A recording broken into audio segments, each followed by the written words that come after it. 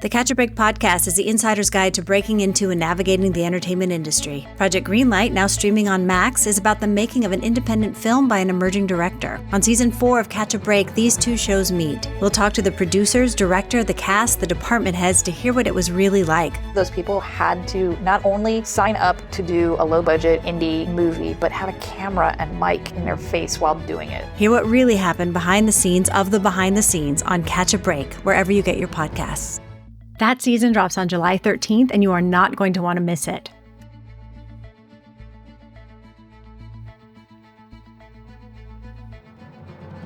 This is the Catch a Break podcast, the insider's guide to breaking into and navigating the entertainment industry. I'm Julie Harris Oliver. You can find us at catchabreakpodcast.com and all the social media at Catch a Break Pod, as well as all the podcast places. To tide you over until the Project Greenlight season comes out, we have something so special for you right now. I got to speak with 4 of the cast members for the new film, The Blackening. If you haven't seen it yet, grab your friends and run, don't walk, and watch it in the theater. I sat down with Grace Byers, who plays Allison in the film and who you may know from Harlem and Empire. Also, Jermaine Fowler, who plays Clifton, and you may know from Coming to America and Judas and the Black Messiah. Also, Melvin Gregg, who plays King and previously was in 9 Perfect Strangers and The United States versus Billie Holiday. And finally, Antoinette Robertson, who plays Lisa and who you may know from Dear White People and Diggstown. We talked about what a special experience it was making this movie and dug into all kinds of advice for actors pursuing this craft. Settle in, have a listen. Today, I'm so excited to have 4 actors from The Blackening on the podcast. We have Melvin Gregg, who played King, Jermaine Fowler, who played Clifton, Grace Byers, who played Allison, and Antoinette Robertson, who played Lisa. Welcome, everybody. Thanks for having me. Thank you. Thank you. Thank you so much for having me, Julie. Now, first things first, now that we're coming out of COVID and people are just starting to get back to the theater, it feels like The Blackening is something that people should really go to the theater to see. But I'd love to hear from you. What is that experience like, seeing it in a theater, and why should people go? Grace, why don't you start us off? It's such a communal experience, really. I mean, I think what I love the most about The Blackening is that it shares so many idiosyncrasies and isms of Black culture. But it's not limited to Black culture. It's not limited to the Black experience, right? I think that any and everyone can see this and really enjoy this, but it's really those nuances of Black culture that everyone in the Black culture can really identify with and understand and commune with that makes this such a special piece. And when you're in the theater and you're watching it, even if you're not of the Black culture, you feel like you're a part of the family, right? And so it really makes you feel included. And it is inclusive, and it's just a feel good, leaving the theater, hollering, talking about all your favorite moments kind of film. Jermaine, what would you add to that? I will say you do have to see this movie in a theater. It is just energetic. It warrants a reaction, negative or positive. I think people are supposed to, get excited during certain moments. You should see it with a group of people because of the energy that it invites so much conversation and reaction. It's just more fun that way. In fact, I just grew up in movies that were like that. I remember seeing Scary Movie in the theater when I wasn't supposed. I snuck in it. Man, I was fucking crazy. So I hope that is the same experience for, the next generation who want to become actors or, people who want to be filmmakers, writers, whoever that is. I hope that this movie is that fit. Melvin, anything to add to that? What can the audience expect? They can expect to have a good time. So many of my friends who've seen it and people who have, hit me up on Instagram about the movie, they all say that it was a really fun time. They haven't had an interactive experience in the theater like this in a long time. It's just fun. Everybody's yelling at the screen. Everybody's jumping, laughing at the same thing. So you not only feel seen by the characters on the film because they're doing things that you want them to do, but you feel seen within the communal experience of the theater because it's like a whole group of you guys singing along the different songs or jumping at the same thing or laughing at the same thing. So it's just it's an experience. So I would say expect to have fun. For sure. It was the singing that got me. I was like, is everyone actually singing in here? Oh, it's so great. Mm-hmm. And I heard you had a big screening at the Apollo. I would love to hear, Antoinette, how that screening was, because I have to imagine it was just amazing. It was a euphoric experience. I mean, like I've seen it so many different times, but there was something about being in the Apollo, the history behind the Apollo, how historic. It just felt like the entire moment felt so fitting. This piece of art that we created feels like it's definitely going to break barriers and create a wave of change within both the horror comedy genre, but also hopefully creates a space where we explore way more Black characters in a fully fleshed out manner as opposed to making them sidekicks. It felt so good to be in a room of people that we know have been there with us since the beginning and also who are just truly excited and just willing to come into everything with an open mind and have a good time. It just felt so good. I can't even explain it to you. The laughs that we heard during that particular screening were way louder than any other screening. I mean, like, I feel like second would be Tiff. Everyone was just walking into a movie that they saw that was like, that I'm intrigued. They came in with an open mind and just like came to have a great time. And it truly was exactly that. So great. They just loved it. Yeah, it was really great. It is a horror film, but it is also so flippin' funny, like laugh out loud constantly. So how did you feel about kind of the mashup of those two genres? And then as an actor, how did you approach that? Grace? This was my very first horror film. I would venture to say that it could very well possibly be my last, only because of the fact that I'm really not a big fan of the horror genre, which is hilarious. And it's so funny that even my team who receives a gamut of scripts that, span all the genres. They are so used to me saying no to horror films, right? So when they brought this one to me, they were like, we know you're going to say no because it's in the scary film realm. But because Tracy Oliver is a part of it, we're hoping you might take a look. And I read it and I was like, not only am I not saying no, but I'm saying absolutely, let's do this now if we can. It was just so, so, so funny. So I say all of that to say that if you are a horror film fanatic, you're going to love it because there are quite a few scares that really satisfy. But if you're not, you're still going to love it because people walk out of the theater pretty much arguing what genre they think it is. Some people are like, no, yeah, definitely it's a horror. Other people are like, absolutely not. It's a total comedy, right? And so for someone like me who does not like horror films, and for someone like my husband who does, we both adored it. And so I think that's saying a lot as far as crossing those lines in those genres. Oh, 100%. I never go see horror films. But yeah, I was all in for sure. That's great. I think it had to be funny first. I think some of the funniest movies, you kind of earn that laugh through that suspense and that tension that you build. This movie has a lot of tension, a lot of buildup, whether that's through the horror or the chemistry through the cast, the infighting, all that. I think the jokes just land organically. And I feel like, the trauma of being a Black person is it's just so in the atmosphere of the film that people are just connecting to every little nugget, every little moment in the film, to the big moments. I think people are just really relating to them. And so trauma and comedy you can't have one without the other, it just sucks to say, but like some of the best films, some of the best comedians were birthed through horrific or traumatic experiences, whether it's Pryor or, some of my favorite movies that comedies, like they kind of have that connection. What about you, Melvin? Yeah, I agree. I feel like it's all perspective. A horror film coming from the perspective of the victim versus coming from, whoever the bad guy is a completely different experience. And, from a distance, you can see somebody fall and it'd be funny. But from their perspective, it's traumatic. So I think just understanding the power of both horror and comedy, they kind of take you out of your comfort zone. You kind of lose control of your body and your emotions, rather it be from laughing or jumping, a jump scare. It's all a part of the experience, I guess, that we create. And as an actor, I think just playing every moment honest and just trusting the script and trusting, just the project and the director and the other people involved, you'll land every time. The jokes land because they're written as situational comedy, and then the jump scares a lot of times that happen in post, but just being honest to the moment. Yeah. And you know what's funny? You're gonna have people, some naysayers who are gonna say, "Why is everything so heavy-handed? Why is comedy so heavy-handed?" Like comedy's always been heavy-handed, at least for my generation. You can go back to Bambi. Like her mom got shot in the face.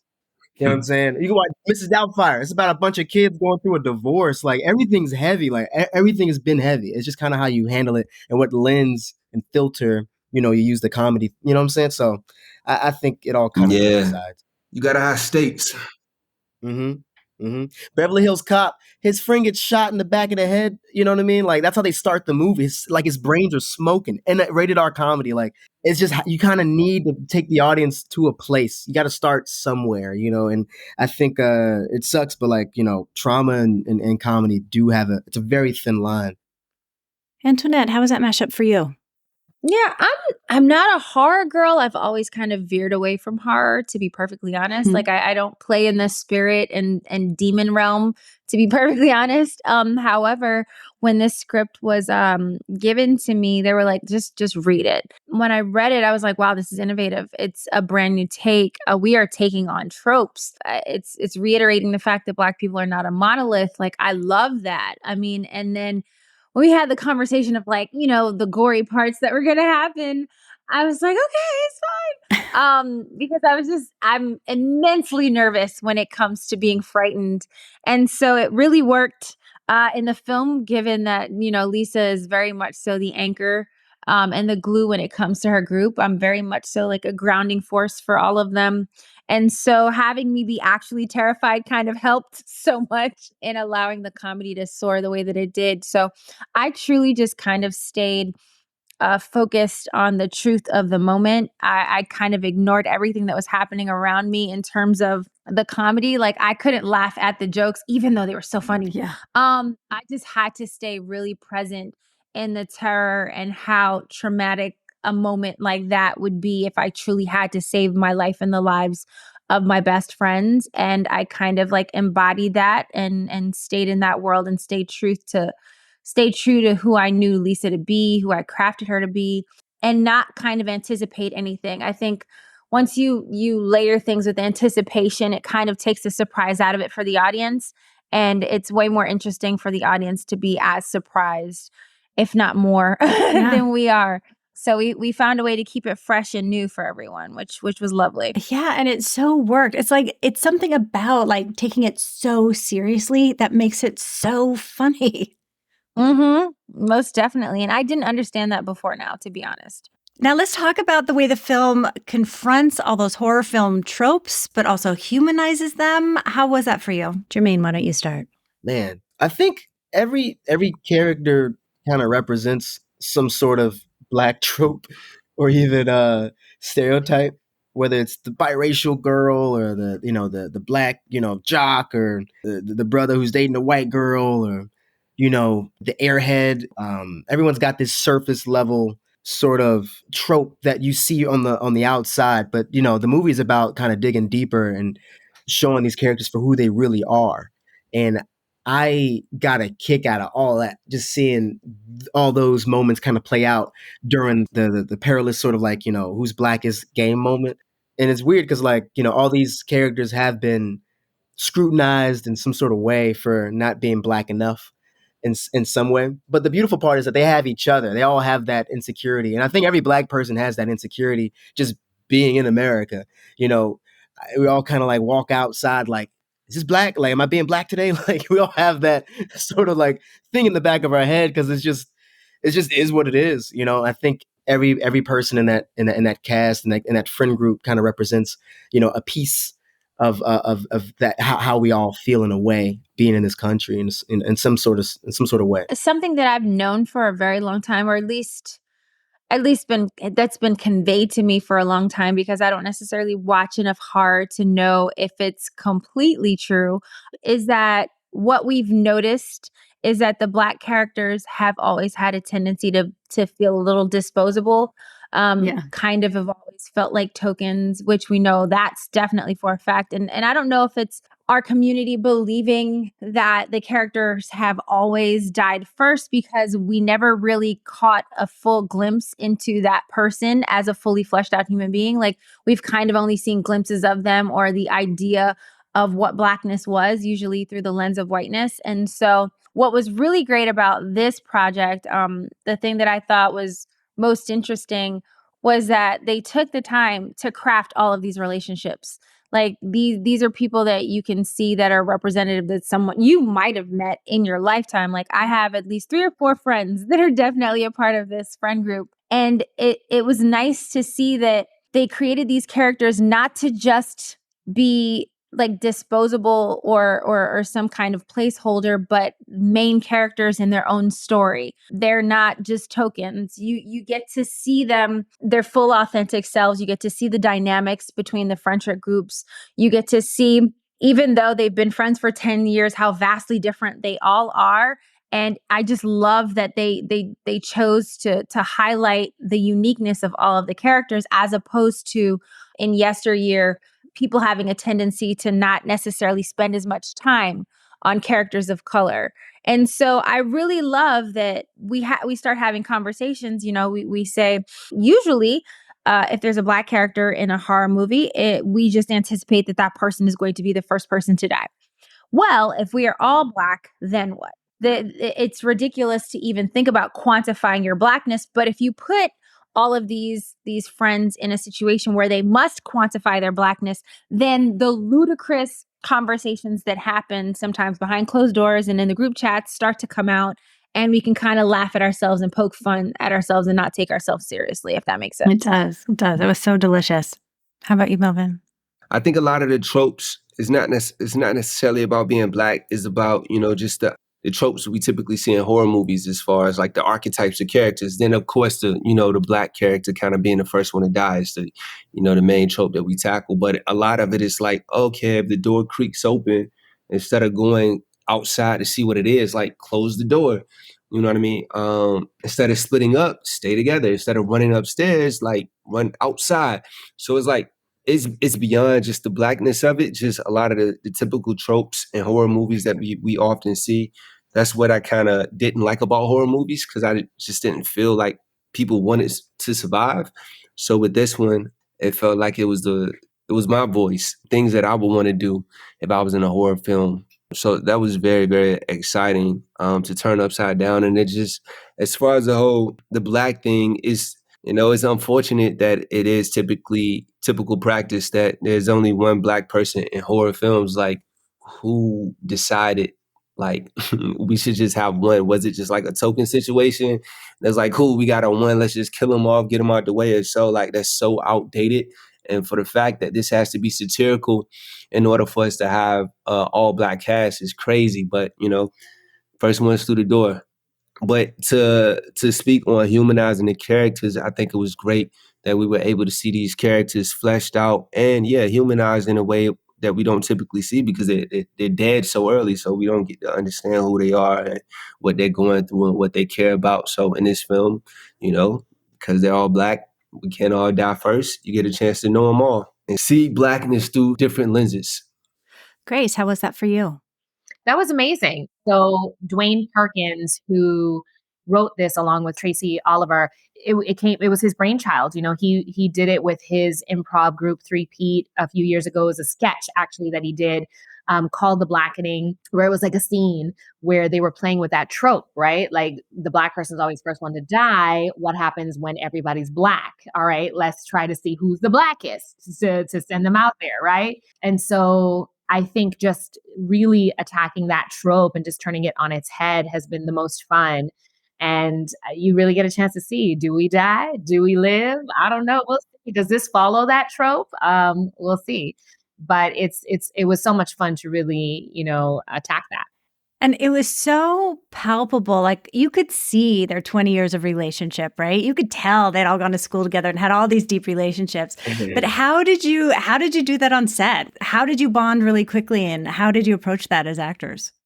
I truly have no idea how it happened. It feels like we really didn't have enough time to spend with one another to cultivate anything. I feel like the reason it feels like everything happened at the right time is because the pandemic was like kind of dying down a little bit.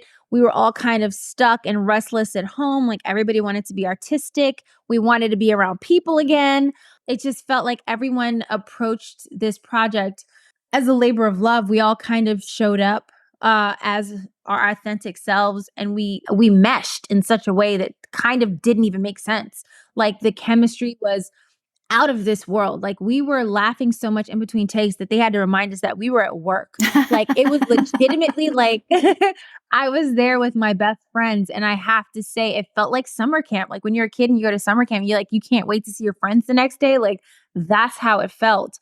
And so I think the fact that we genuinely enjoyed each other's company, but also that we all have been doing this in our own right, I think we all just kind of knew how to fit in where we fit in, and not try to overpower anyone else. It was just kind of like we all trusted each other to do what we do best, and then we just went for it, and it just ended up being like the most perfect lightning in a bottle type situation. Man, it's funny. I didn't really meet anyone prior to filming the movie, but there was a genuine respect and excitement to work with everybody. I was excited to meet Mel. I've seen Mel in a couple things, and I was like, oh, this is crazy. Grace, Wayne, I've known Dwayne's name been floating around the scene for a minute. X and Antoinette, Sync, like everyone's been killing it, individually forever. And it was like, I haven't been this excited to work with an ensemble like that since Sorry to Bother You. So I was like, this is going to be fire. I just knew it's going to be great. And Tim, so we were on set, and we all just kind of clicked like as soon as possible.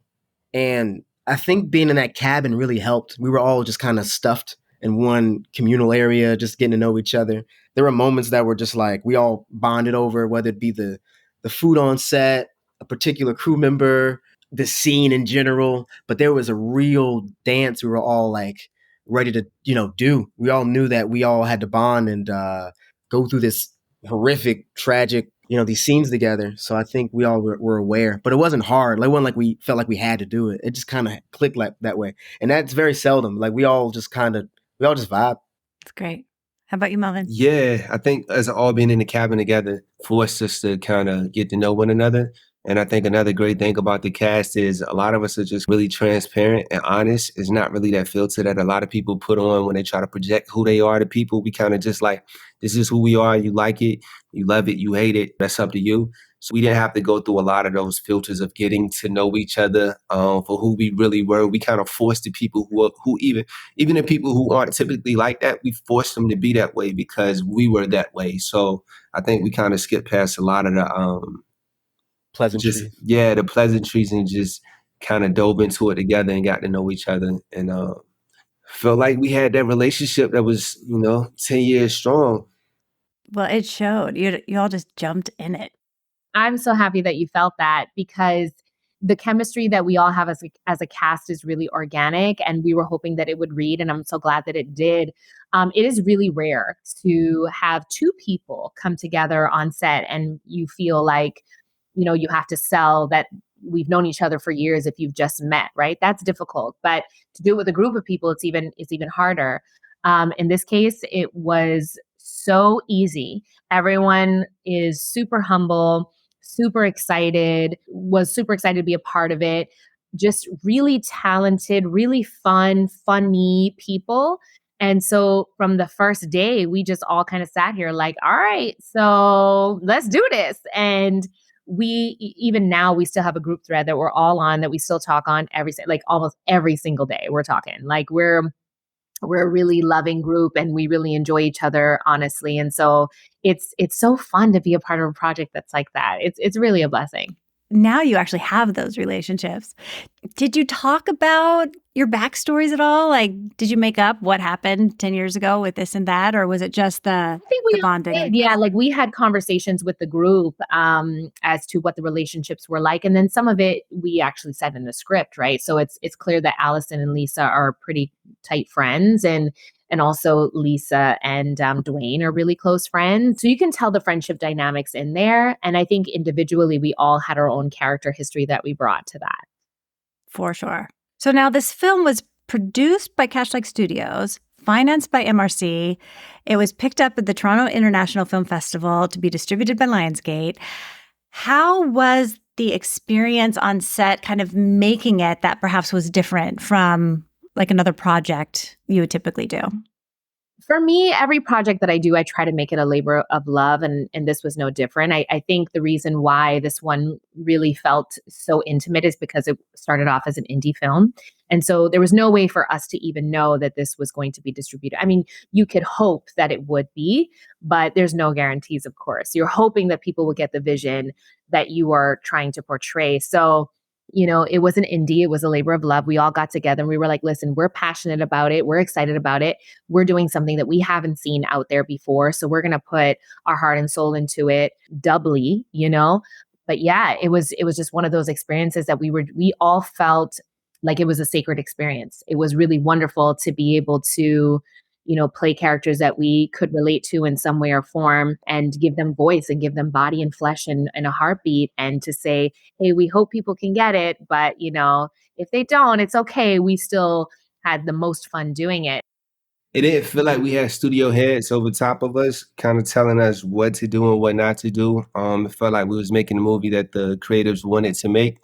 A lot of times with a studio film, there's a lot more people on set, a lot more opinions, and you can feel it because things are a little safer, I guess you would say, in regards to, how do I put it? Like, people are more cognitive of how the masses may respond to things versus doing what's organic to the film.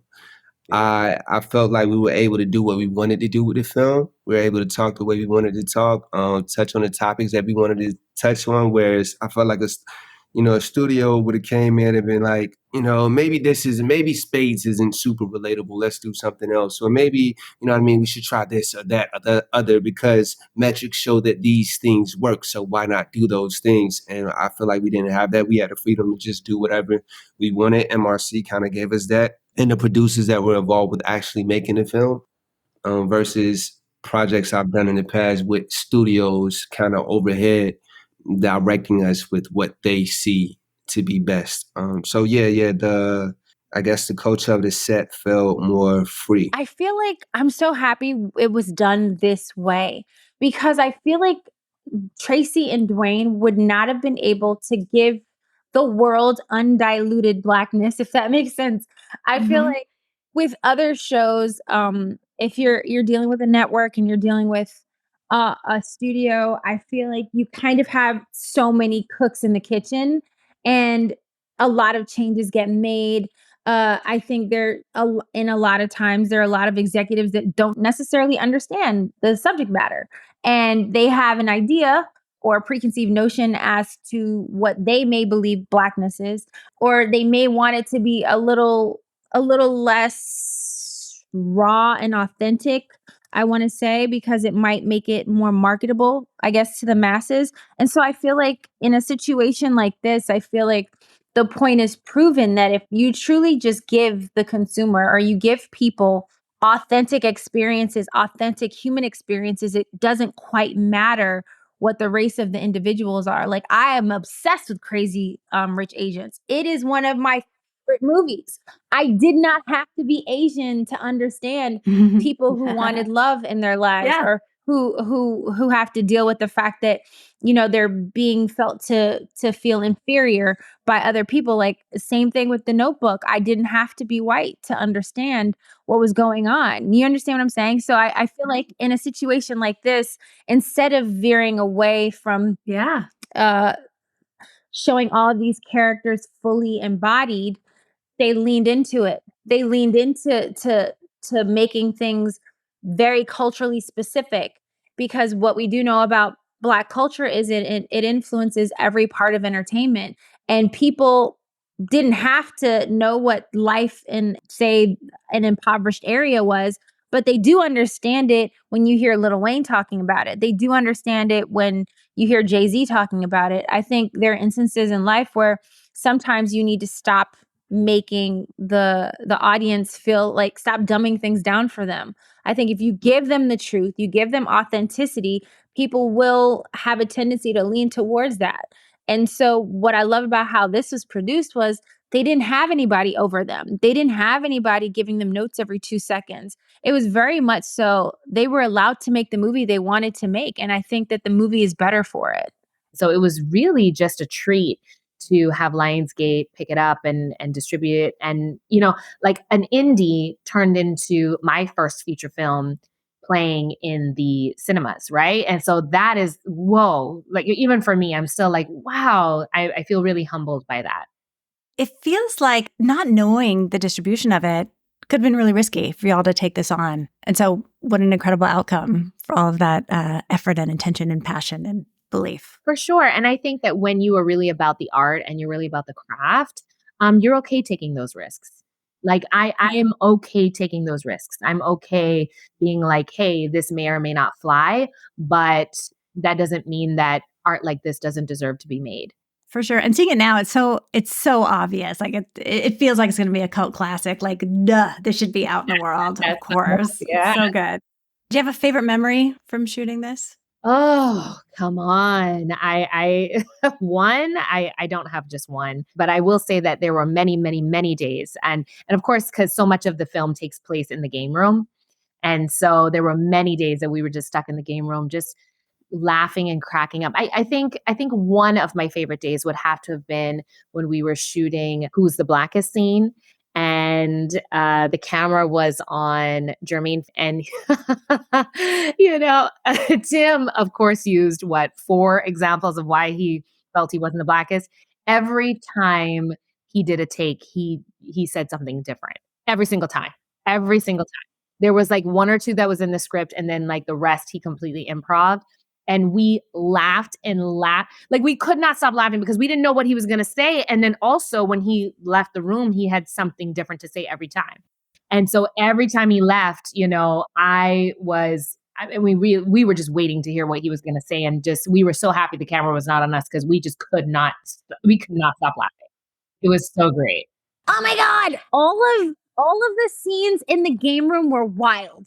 They were so wild. Like there were moments where I was supposed to be crying and Jermaine Fowler starts making the funniest ad libs and I have tears in my eyes and I'm trying my best to not like break, but like I'm biting the inside of my cheeks because I know that if I bite the inside of my cheeks, like I'm not going to bust out laughing and ruin the take. It was just, it was so fun between him and X Mayo. Dwayne Perkins is a genius. Our creator, writer, co-producer, and actor star.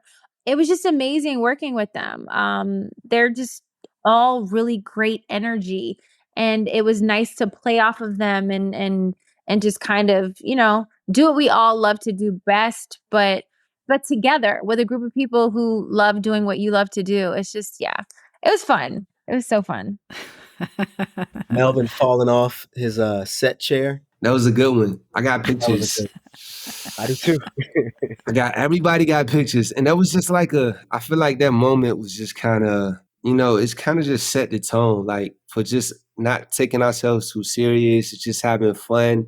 So they had us in these little pods that we had to sit our chairs in because it was COVID time. So it was like these little bubbles that we sit our chair in. And I don't know, it just wasn't stable for me. It happened a couple of times where I caught myself, and this one particular time I didn't catch myself. So it's like I fell back in the chair, and by the time I hit it, before I could hit the ground, everybody's phone was out recording me, and it was just like, "Yep, this is it. Take your picture," and it's just like just having fun. I mean, that's the comedy, right? That's the tragedy plus no time at all. Right. It could have been tragic, but you know, I found the humor in it.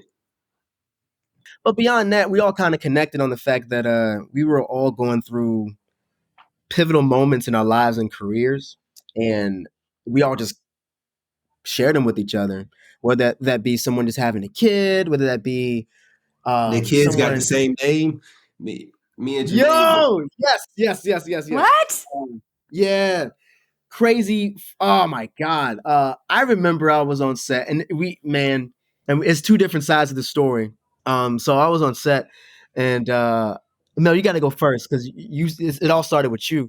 I don't remember how it happened. I just remember we was talking about, we both got a son. And it was like, both of my sons were like, I guess 1 or 2 at a time. 1 maybe. Yeah. They were like the same age. You said, yeah, my son's name is Mars. I was like, my son's name is Mars. And you go, how old is he? I'm like, at the time, you're like 2. And he was like, mine's is 2. And then we knew we were like, all right, okay. Now we know we don't have the same style, but what a great idea for a film. Yeah, I And said what if it that got was to the case? it. Yeah. We were laughing about the fact that, like, It's you know, my what if one son. of us Wait, was like that's we're my raising the son. same. Yeah. It was hilarious. It reminded me of that movie Twins in a way with Arnold Schwarzenegger and you know. And so me and Mel, before you know, during the pandemic and before you know, we got into the promotion of the film, we were just yapping about like how can we make this a reality, like a real idea for a film. So we still got to talk about it. It was hilarious, man. It was really funny. Oh my God, So, that's a great premise. And yeah. And for that to be the name, like that's not a typical name that you hear everybody we having. have different reasons as to why we named our son Mars. My son's named after my mother, Marsha. I just cut off the H-A. And Melvin. Yeah, his mom wanted to name him Mars. And I was like, it sounds a little too Hollywood. Like, like you just named your kid like Apple or Peach or whatever. And I was like, let's just name him Marley. And then we can call him Mars. And she was like, cool. But it's weird because his mom name is Bobby. So it's like Bob and then Marley. So I kind of just run with Mars. Oh God, that is so great. Okay, if you have a couple more minutes, can we go back and talk about what was your very first job in this business and how did you get it?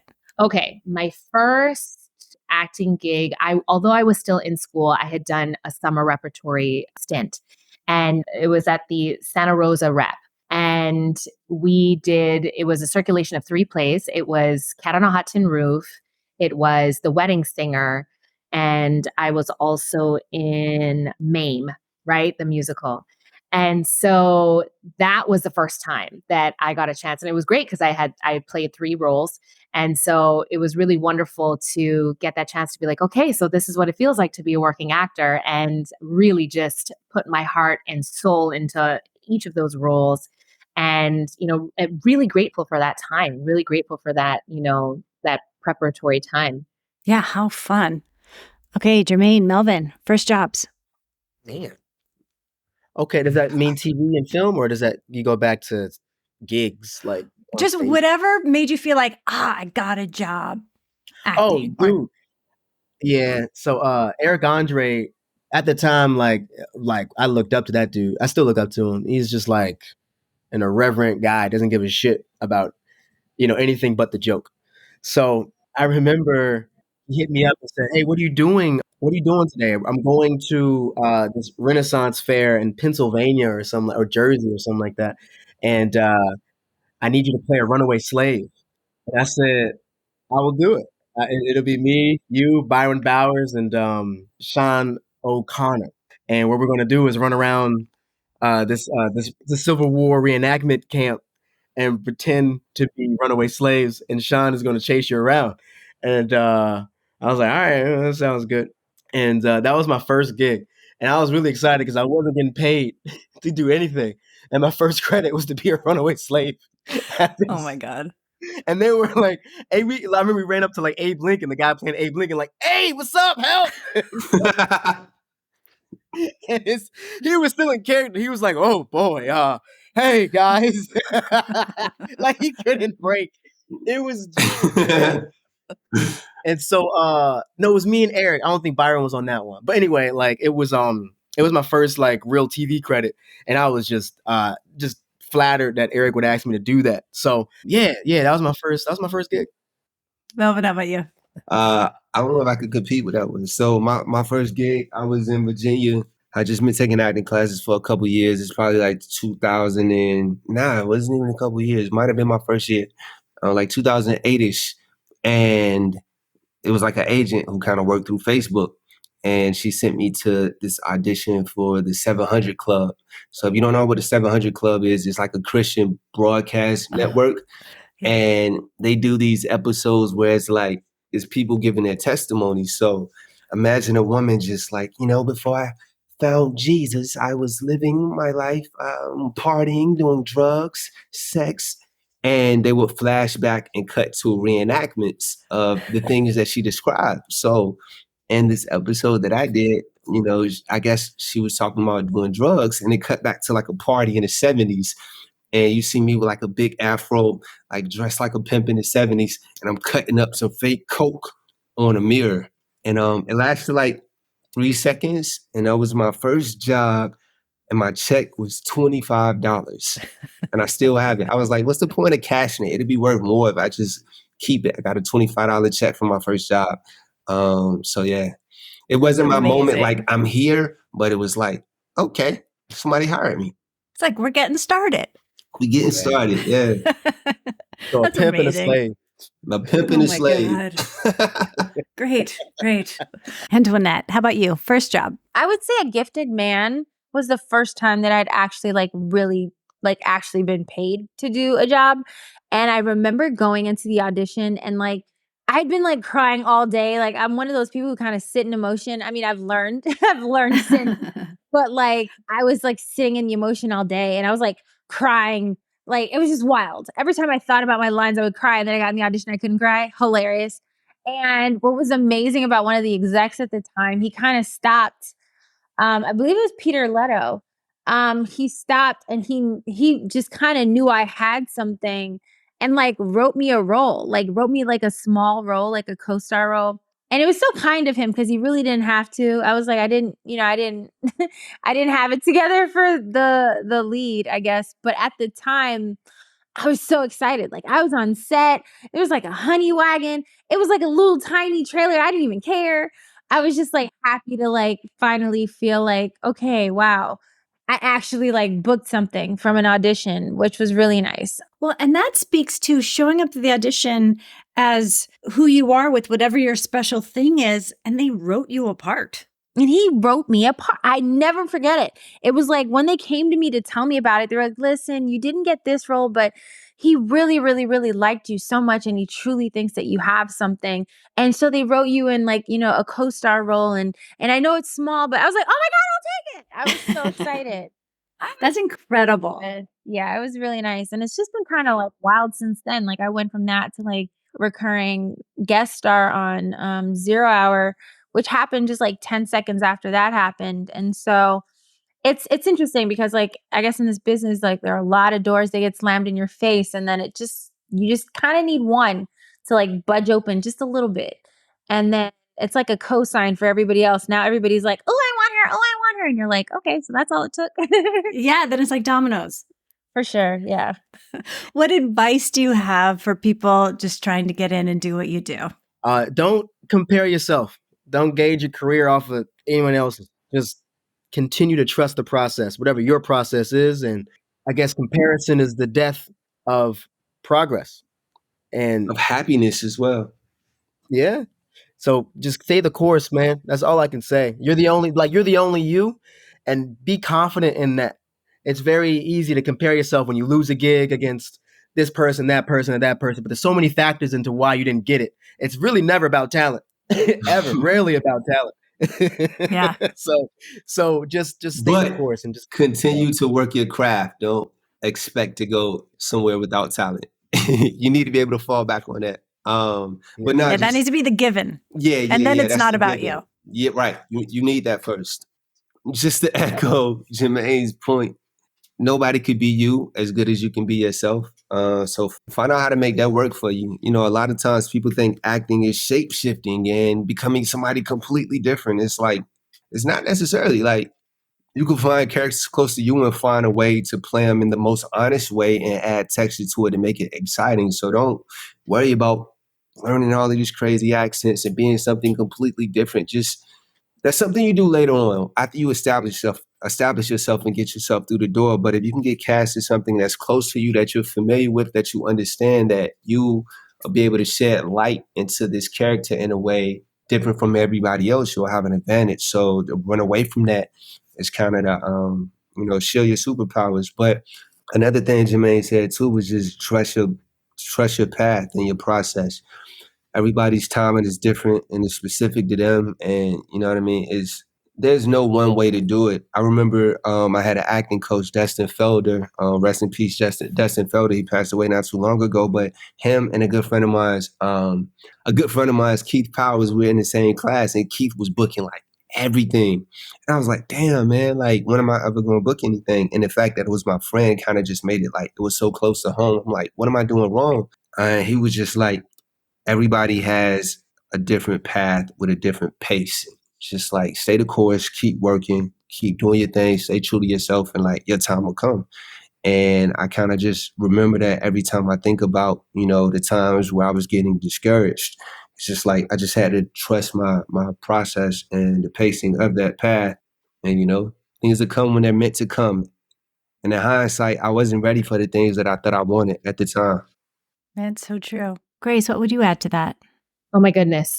I would say that everybody's journey is different. I think what makes the acting journey a little bit more difficult is because we would all love a formula. We would all love, like you do this and this and this, and then this will happen. A But that's checklist. just not the case. It really is not. And so I think the number one on my checklist would be to know that your journey can be and probably will be different, and that's okay.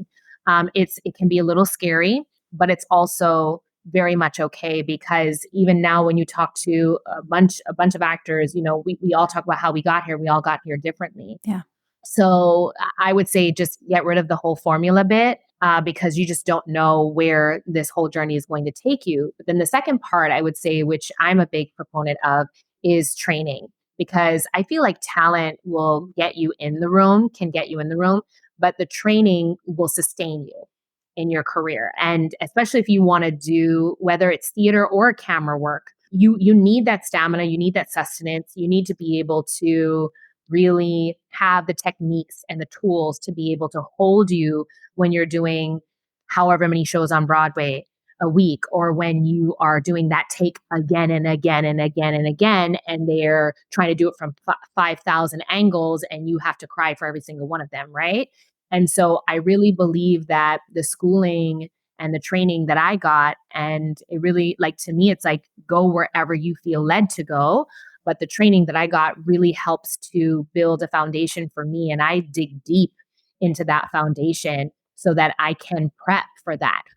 It also helps too when you have to do an audition for tomorrow. It's like, okay, well, what do I do and how do I do it? The training is everything. It helps you stay ready.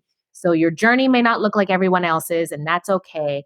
And really stay stuck in that training ground for yourself so that it can help to sustain you. Excellent. Yeah, it's really hard to wing it for a long-term career. That's right. That's right. Or you can do something once or twice, but then you don't really have the tools that you need in order to keep doing it again, or to keep you going for so long. And I can just see the benefits of that even now in my career. Yeah, really smart. That's great and be advice. prepared. You're going to get a moment. You're going to get a moment. Yeah. Be prepared. Be prepared when you get it. Yeah, man. Because you're going to have to deliver. You're going to have to deliver. Be prepped. When you go on set, know your lines. Know your lines. I don't care if it's 2 lines. Murder every moment that you get. If it's small or big, there's no small moments. It's always someone's always looking out. Someone's always looking. Someone's always looking. Someone's always noticing. So make sure you kill every little thing that you get. I don't care if it's an extra role. That's how I started. I was an extra on College Humor, like little vignettes or sketches and stuff. And I was getting $100 an extra part, and that was my rent every week. You know what I'm saying? Yeah. I built up. Then somebody noticed me and was like, "Do you want a speaking role?" And I said, "I would love a speaking role." And the next thing I know, they're writing sketches for me. So that's how it starts. Just be ready, man. Be ready. Just make sure that you're completely obsessed with it. Like, if you're completely obsessed with constantly pursuing growth in this industry, if you're completely obsessed with the art of it, if you're completely obsessed with trying to lend yourself and your gift to this industry just to make it better, then I feel like constant that alone, that in and of itself becomes its own world of like rewarding, and then all the other things happen. But if you don't truly love it, there's so much rejection, there's so many no's, there's so many people that are going to tell you that you're not worth X, Y, and Z. You just truly need to hold on to the fact that if it's something that you really love to do and you could see yourself doing it, even if you won't get paid $1 for it. If you love it that much, then you should definitely continue to pursue it and know that hearing no now doesn't mean not ever. You just have to keep pushing because it's literally a line. It's like it's a line and there are people stepping out of it every day. And if you just stay in line, it's going to be your turn. Is there anything that I didn't ask you that I should have asked you? I mean, dude, if it's about if this is like a podcast for up and coming actors, I'm trying to think of the questions they would ask me. They're probably gonna ask something about agents, probably. Yeah, how'd you get an agent? Oh man, not looking for one. Don't look for one. Don't No look one for wants to an hear agent. that answer. No one. People hate hearing that. You can't. Don't look for an agent. Don't look for a manager. They'll find you. There's always going to be showcases, though. There'll be showcases where you can like show what you got, and there's going to be people in the audience. But the less you, it's going to sound really, really, really crazy. But I'm going to be real. When you're not looking for an agent or a manager, you'll find the best one. And I feel like when this industry is like high school, it's just like high school, and no one wants a needy person. When it's really sexy and attractive, when you don't need nobody, when you have a product that people want, when you're building your own sketches online or social media or wherever it is, people are going to find that and look you up and find you. But when you're out seeking for a manager or an agent, it gives them so much power and they ain't got to do nothing for you. So I will say make that a mutual sort of connection. But when you're out like looking for one, it don't really happen. But when you're not looking, that's when that's when it's going to feel like, you know what I mean? Like a partnership, a collaboration, which is what it is. So that's my advice for looking for or finding or connecting with a manager, agent, whoever that is. When you can choose them as much as they're choosing you. Honestly, Right. it's how it is, man. It's high school. This whole industry is high school. So be the person people are looking for and make sure your project what is that Jay-Z said? Make sure your product is humming. Yeah, you gotta create value for yourself. Once you show that you're valuable, people want to come in and be involved. And they want to pretend like they found you or like they want to be the one that They discovered discovered you. Oh Yeah. my God. When you want to Overnight discover success. yourself, yeah, man. I've been busting my ass for years before I found anybody. So like that's Yeah. what that people want to take credit for that. So make sure that credit is worth it in some sort of way. Yeah.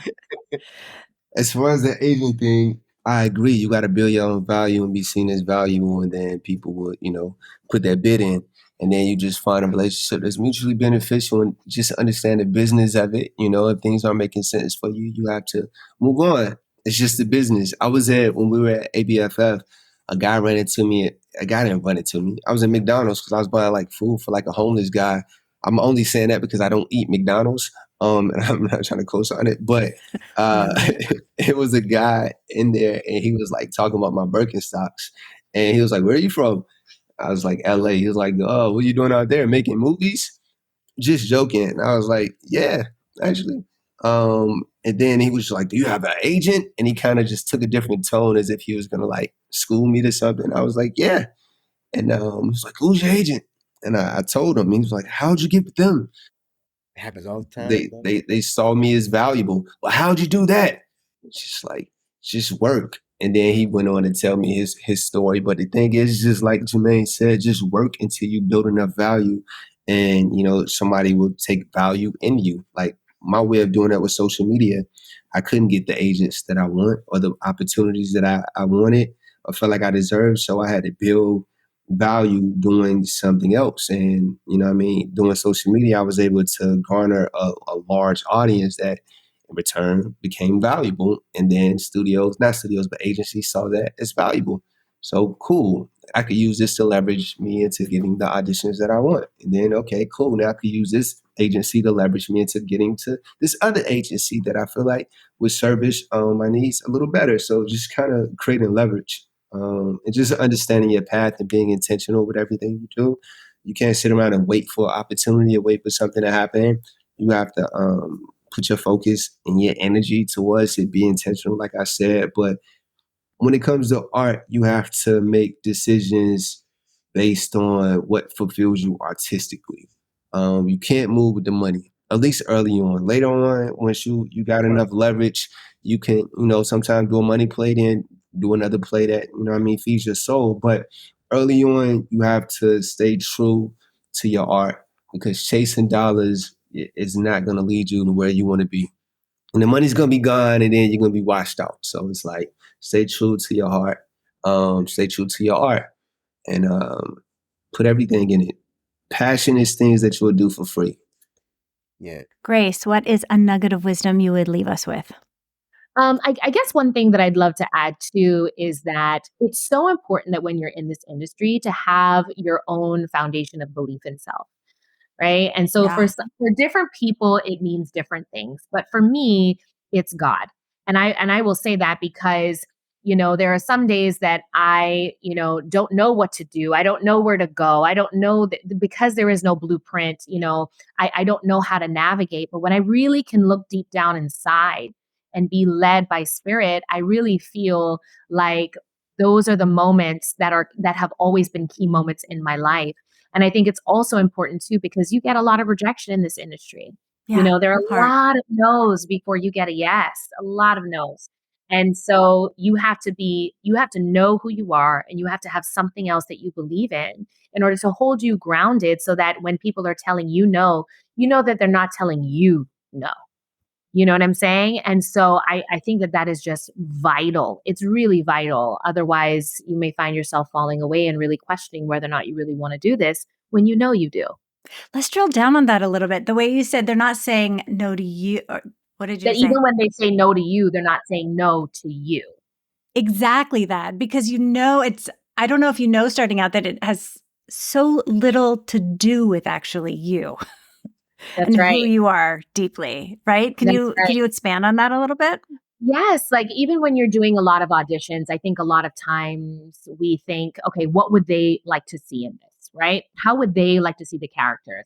You know what? At the end of the day, they're not really sure what they want to see. They have something written and they have an idea, but they're actually much more open to you being committed in a way that is truthful and organic, and they'll go, wait a minute, we never thought of the character that way, but now we do. A big part of that for me was Harlem, like when I was playing Quinn, right? And so when I auditioned for Quinn, I was like, I don't know if this is how they want it to be read, but this is how I feel like she needs to be. And so I just committed to that. And they were like, we never really saw moments of her like that, but now we love this. And now I say, like, really commit to, when you're doing auditions and all that stuff, really commit to your organic truth with this character, like the truth that you want to take with this character, and submit that.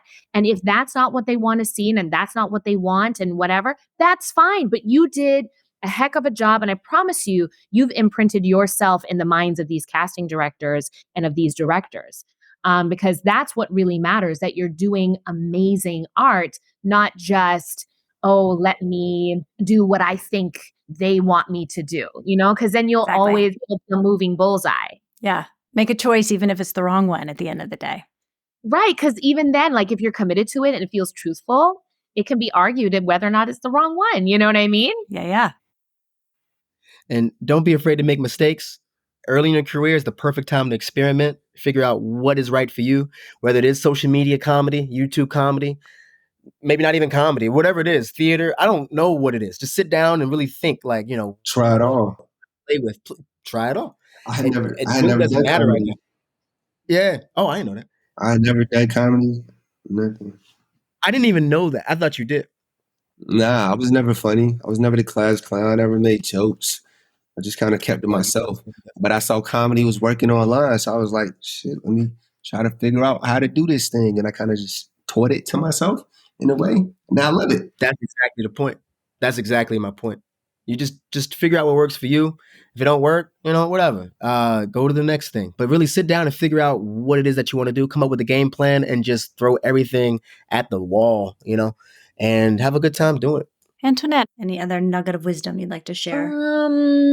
For artists out there, understand that it is a tough road, but it is very rewarding, because I remember being told for a very long time that my dreams didn't make sense, and they truly don't have to make sense to anyone but you. And so I would definitely encourage anyone who's second guessing whether or not they should or should not pursue their dreams, because, like, external forces are telling them it doesn't make sense, just know it doesn't need to make sense to anyone but you. If you can see it, you can be it. If you can think it, you can make it happen. And so long as you understand that and you hold on to that little voice in your head that's telling you can do it and say, screw all the naysayers, you'll definitely achieve your dreams. You just have to keep going after them. Preach. I'm going to leave it right there. You guys are the best. You're the best. Thank you so much. Melvin Gregg, Jermaine Fowler, Grace Byers, Antoinette Robertson, thank you so much for being on Catch a Break. Thank you so much for having me. Thank you so much for having me. Thank you. This has been Catch a Break. I'm Julie Harris Oliver. I'd like to thank our guests, Grace Byers, Jermaine Fowler, Antoinette Robertson, and Melvin Gregg for bringing all the tea. And special thanks to Groovy.com, a dynamic platform that connects people to productions worldwide. Please check out our website at catchabreakpodcast.com and follow us on all the social media. Catch a Break is produced in partnership with Cashlight Studios and the Other 50%. Our theme music, Mantra for a Struggling Artist, was composed by Andrew Jocelyn. Thanks for listening. Be sure to mark your calendars for July 13th. That's when Project Greenlight and our Project Greenlight season starts dropping. Next up, if we're very lucky, we'll have one more interview with a key person from the Blackening. Fingers crossed. I hope this helps you to catch a break.